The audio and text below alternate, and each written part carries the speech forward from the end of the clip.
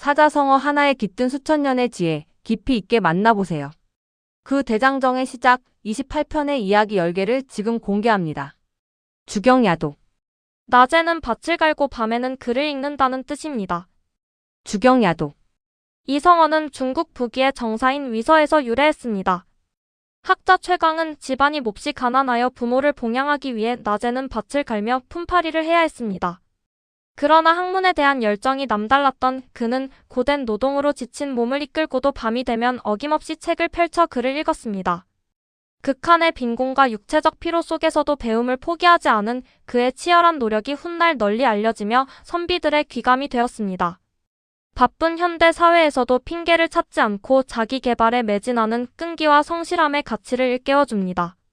어떤 시련 앞에서도 배움의 끈을 놓지 않는 우직한 실천이 곧 삶을 개척하는 든든한 열쇠가 됩니다. 주경야독. 생계를 유지하기 위해 바쁘게 일하는 척박한 환경 속에서도 시간을 쪼개어 끊임없이 공부하고 자기 개발에 힘쓰는 성실한 자세를 의미합니다. 주경야독. 환경을 탓하지 않고 주어지는 시간을 최대한 활용하여 끊임없이 정진해야 한다는 교훈입니다. 주경야독. 이어서 배워볼 사자성어는 점입가경. 갈수록 점점 아름다운 경지로 들어간다는 뜻입니다. 점입가경. 이 성어는 진서 및 세설신화에 기록된 고개지의 일화에서 유래했습니다. 동진의 뛰어난 화가 고개지는 사탕수수를 즐겨 먹었습니다. 특이하게도 그는 항상 잎이 있는 윗부분부터 씹어먹기 시작해 점점 뿌리 쪽으로 내려갔습니다. 사람들이 이유를 묻자 고개지는 갈수록 점점 단맛이 나는 좋은 경지로 들어가기 때문이라고 답했습니다. 사탕수수는 뿌리로 갈수록 단맛이 강해지는데 그는 맛있는 부분을 나중을 위해 아껴두며 그 과정을 온전히 즐겼던 것입니다. 이는 결과보다 과정을 음미하며 진정한 가치를 서서히 알아가는 여유로운 삶의 지혜를 보여줍니다. 삶의 매 순간을 서두르지 않고 갈수록 깊어지는 인생의 참맛과 과정을 길게 인내하며 즐겨야 합니다. 점입가경. 어떤 일의 상황이나 경과가 갈수록 점점 더 재미있게 전개되거나 반대로 갈수록 어처구니 없이 꼬여가는 상황을 모두 의미합니다. 점입가경. 일의 진정한 가치나 즐거움은 과정을 겪어낼수록 깊어짐을 깨닫고 끝까지 인내하며 음미하라는 교훈입니다. 점입가경. 이어서 배워볼 사자성어는 동상이몽. 같은 침상에 누워 자면서도 각기 다른 꿈을 꾼다는 뜻입니다. 동상이몽. 이 성어는 남송시대 학자 진량이 주희에게 보낸 서간문 여주원회서에서 유래했습니다. 당대 실용주의 사상가 진량과 성리학의 대가 주희는 금나라에 빼앗긴 조국 송나라의 영토를 회복하자는 공통된 대의를 품고 교류했습니다.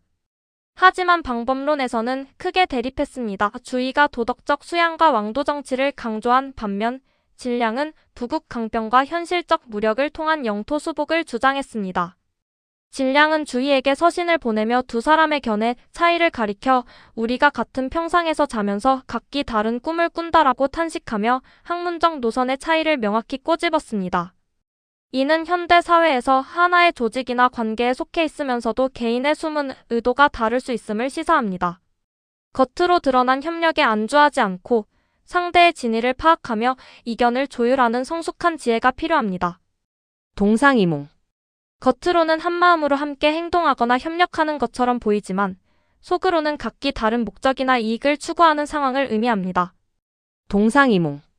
인간관계나 조직 내에서 공동의 목표를 표방하더라도 개인의 숨은 의도가 다를 수 있음을 경계하고 진정한 소통을 통해 뜻을 모아야 한다는 교훈입니다.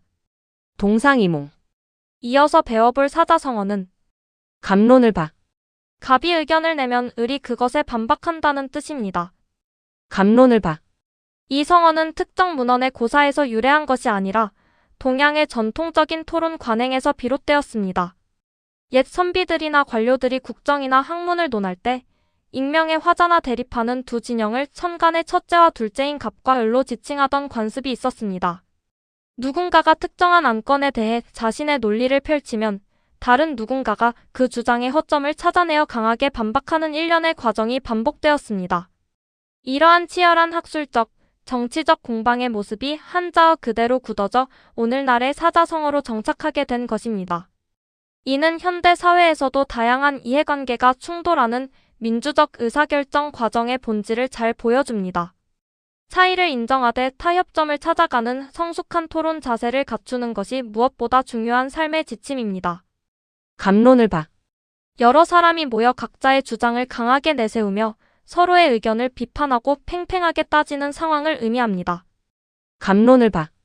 건강한 토론은 발전의 밑거름이 되지만 결론 없는 소모적인 논쟁은 피해야 한다는 교훈입니다. 갑론을 박. 이어서 배워볼 사자성어는 고장난명. 왼손뼉은 울리지 못한다는 뜻입니다. 고장난명. 이 성어는 한비자 공명편의 기록에서 유래했습니다.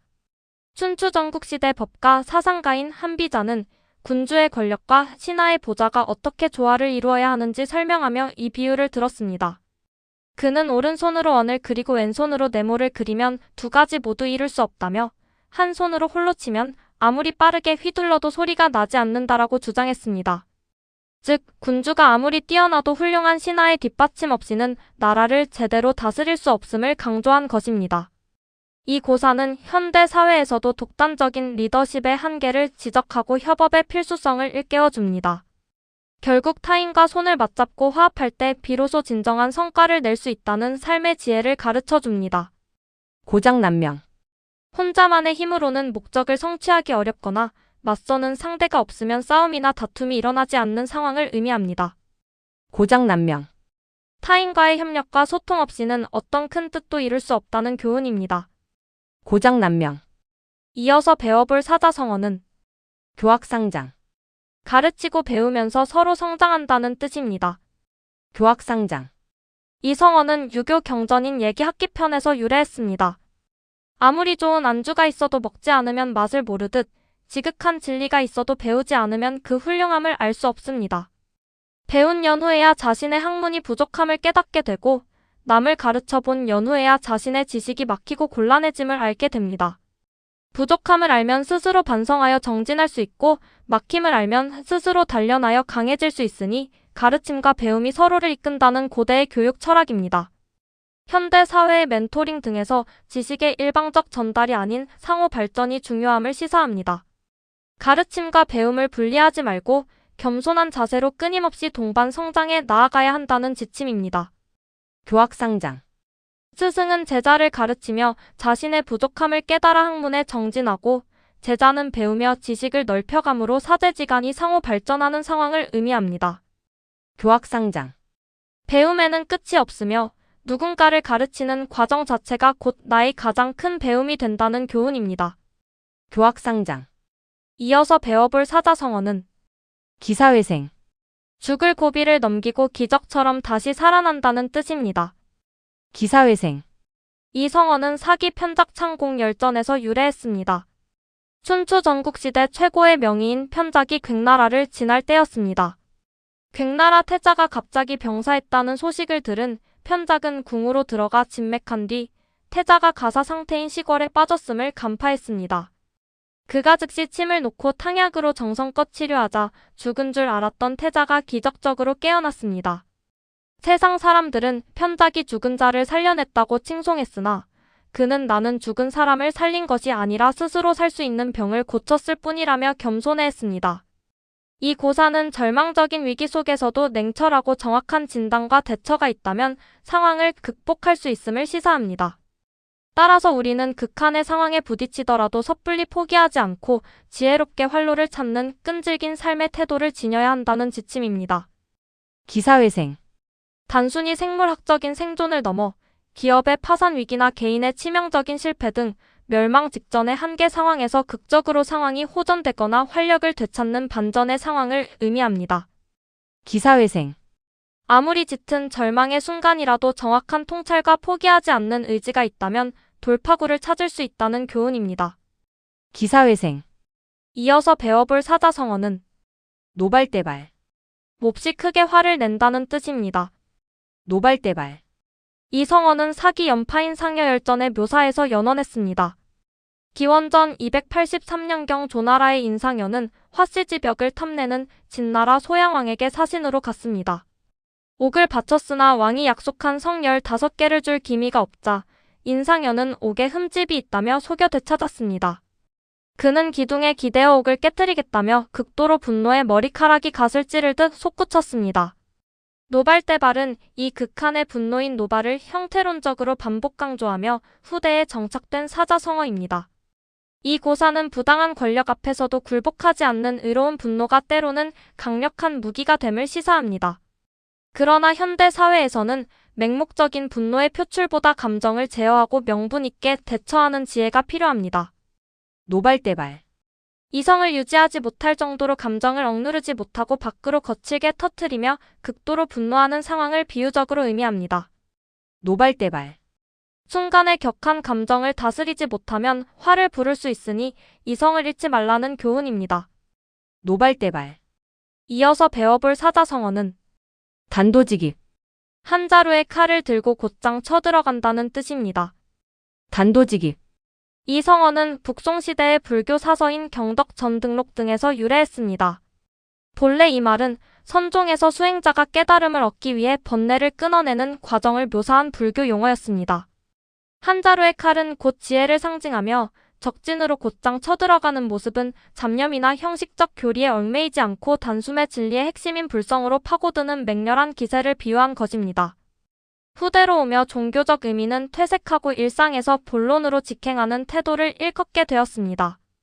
이러한 고사의 변천은 정보가 넘치는 현대 사회에서 핵심을 찌르는 명료한 소통의 중요성을 일깨워줍니다.